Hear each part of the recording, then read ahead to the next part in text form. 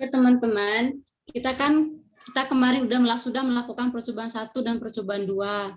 Nah, data yang kita peroleh kemarin itu sama-sama itu ada 5 data kan. Itu kan yang percobaan pertama itu kan kita kemarin itu variasi nilai arus, terus melihat R-nya dia kan, R-nya kumparan itu, terus variabel konturnya kemarin itu kita kan pakai yang volt kan, berarti kemarin itu dapat hasilnya 120 volt. Nah, terus kita mendapatkan data sebanyak 5. Nah, teman-teman bisa lihat kan di share screen-nya, itu kan dari angka 2 kan. Iya. Nah, angka 2 sampai ke itu 2, 1,5, 1,3 sampai 0,7. Terus kemarin juga kita sudah melihat jari-jarinya, itu kita juga bisa melihat bahwa R-nya itu kan dari semakin besar ke semakin kecil ke semakin besar. Nah, itu. Terus kita juga kemarin lihat percobaan 2. Coba cek ke bawah. Nah, di percobaan 2 ini kemarin kita juga mendapatkan 5 data toh. Kita juga mendapatkan 5 data yang menjadi variabel konturnya kemarin itu arusnya. Terus yang menjadi variabel bebasnya itu kita melihat ini, memvariasikan sendiri nilai tegangan pemercepatnya dan mendapatkan jari-jari kumparannya ini. Ini kita kemarin udah dapat 5 data kan. Ini dari angka 200 sampai 110. Ini nanti ini kan ada hubungannya juga kan, nanti juga kita sama-sama bahas di pembahasan. Terus dari data itu kemarin kita sudah menganalisis kan. Nah, analisisnya ini yang pertama kita mencari medan magnetnya. Tolong ke bawah, Feb. Kita mencari medan magnetnya. Nah, kita semua kan sudah diskusi kemarin bahwa medan magnet itu rumusnya kan K kali I kan. Nah, K itu kan konstanta, berarti tinggal dikali aja gitu. Terus nanti dikuadratkan. Udah itu kemarin. Terus mencari ini juga, mencari apa? E per M ya, Feb ya? Ya, Jem ya? Iya. Ya, nilai E per M. Iya. Terus kemarin itu kan kita udah bahas-bahas kan, kita udah bahas-bahas mengenai bagaimana sih cara memperoleh nilai E per M itu kan. Nah, ternyata nilai E per M itu dari gradien. Nah, kita semua udah diskusi bahwa kita membuat grafik dan memperoleh nilai gradiennya itu. Nah, ini gradien yang kemarin kita peroleh itu berapa sih? 2 kali 10 pangkat 9 ya? Iya. 2 kali 10 pangkat 2 kali 10 pangkat 9 di grafik 1 antara hubungan antara 1 per R kuadrat sama medan magnetnya. Terus kemarin itu kita sudah mendapatkan nilai gradien, kita juga dapat bagaimana menentukan nilai M per M-nya. Nah, kemarin kita pakai rumus ini, M kali 2 VA. E per M 2 kali 2 VA. Nah, 2 VA ini kemarin kita udah turunin rumus kan. Dari rumus 1 per R kuadrat sama dengan E per M2 VA B kuadrat. Nah, E per 2 M2 VA itu mewakili nilai gradiennya kita. Berarti untuk mencari E per M-nya itu kita kemarin kan udah udah nurin rumus kan. Jadi hasilnya itu gradien kali 2 VA. Nah, itu udah. Begitu juga yang di percobaan kedua. Bawah, Feb.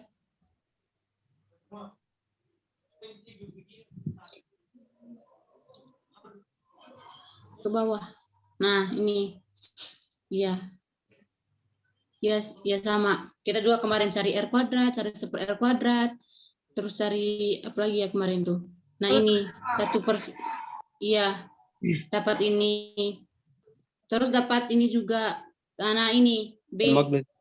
Iya, medan magnet. Medan magnet kan kita kan rumusnya kan K kali I toh. Nah, I-nya itu kemarin kan kita kan cuma 1 di variabel kontrolnya, berarti B-nya itu cuma 1 aja. Tuh. Itu aja. Nah, ini sama-sama dengan nilai ini. Udah. Tapi ini caranya untuk mencarinya agak beda ya. Gradiennya beda. Hampir sama, kalau kita lihat-lihat kan ini hampir sama, tapi ini cara mencarinya gradien untuk mencari E per M-nya itu beda-beda toh. Jadi di M untuk yang terakhir itu kan M itu dari gradien dikali 2 di per B kuadrat gitu toh kan.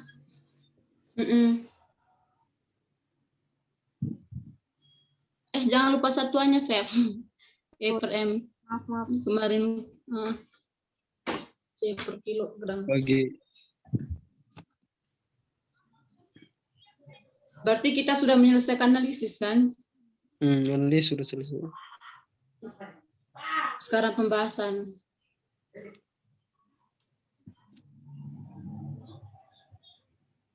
Langsung ketik di sini ya atau? Kita bahas aja lah, bahas aja dulu apa-apa yang mau dimasukkan di pembahasan gitu loh. Oh iya. Nanti pas di grup atau apa baru kita ketik itu baru dia apa.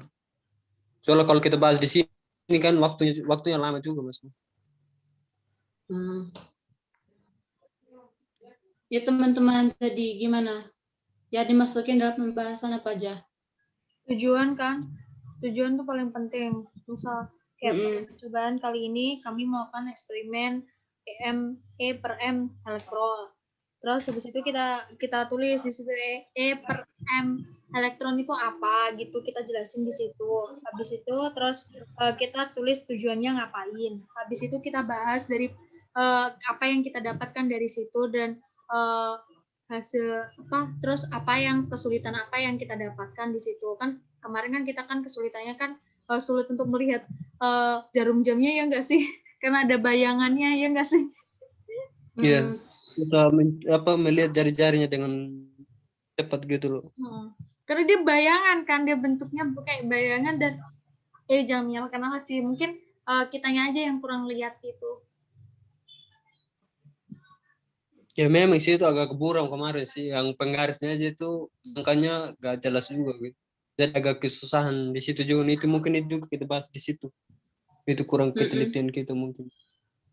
Itu sebenarnya bukan salah alatnya sih, atau bukan salah yang apa, bukan salah alatnya maksudnya, bukan salah alatnya, tapi mungkin kita yang kurang lihat benar-benar baik-baik di situ gitu loh.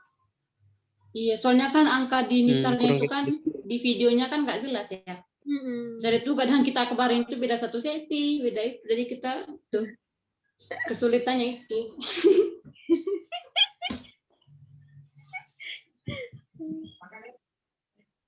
Jadi sama ini nggak sih apa yang hubungan itu, hubungan dia semakin besar berbanding lulus bulan terbalik kan, terus iya itu juga dibahas yang apa ya betul sebanding atau apa begitu. Dibahas juga. Terus itu dicantumkan juga sih rumusnya, supaya kan kita bisa lihat kan ini sebanding karena dari rumus ini, terus juga dari data juga.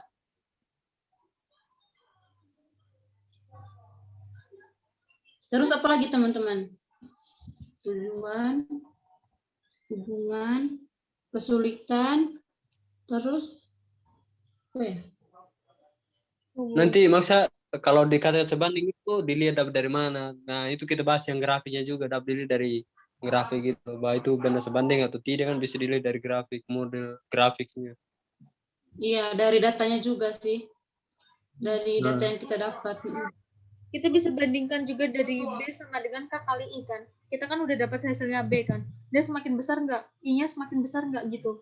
Kan kalau B sama I itu kan dia B sama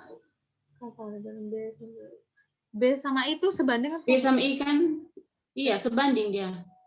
Jadi kalau misalkan I-nya itu semakin besar, otomatis B-nya besar. Ya, bentar. Coba lihat B effect. Ya, B-nya kan ini. Semakin kecil dia. Semakin kecil dia. Nah. 7,8, B-nya 1,04.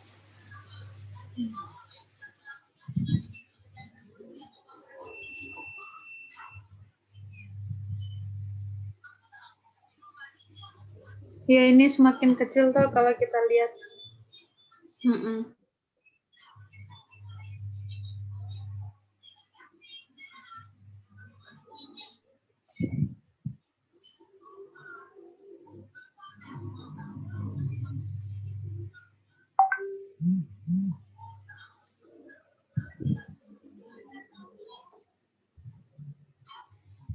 Enggak, terus apa lagi nih?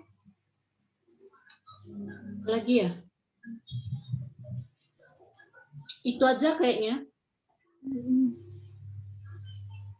Kita perlu nggak sih bandingkan kalau E per M elektron dengan rumus 2 kali VA per B pangkat 2 dikali R pangkat 2. Kita perlu bandingkan nggak sih?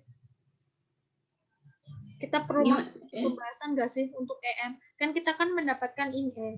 Ini kan kita kan mendapatkan E per M elektron. Nah, kalau di dasar teori kan E per M elektron itu kan sama dengan ini kan, 2 dikali tegangan pemercepat dibagi medan magnet pangkat 2 dikali jari-jari pangkat 2. Itu perlu nggak sih kalau misalnya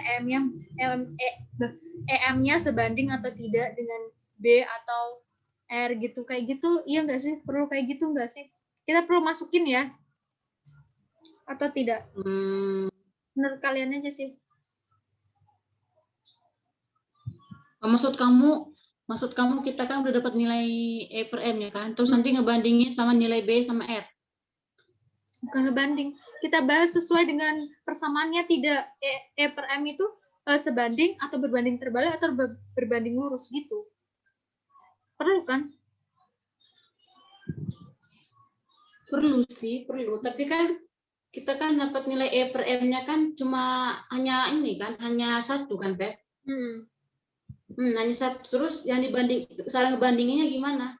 Oh iya ya, nggak bisa tuh. Kecuali kalau E per M-nya ada 5, baru kita bisa ngebandingin itu. Benar juga.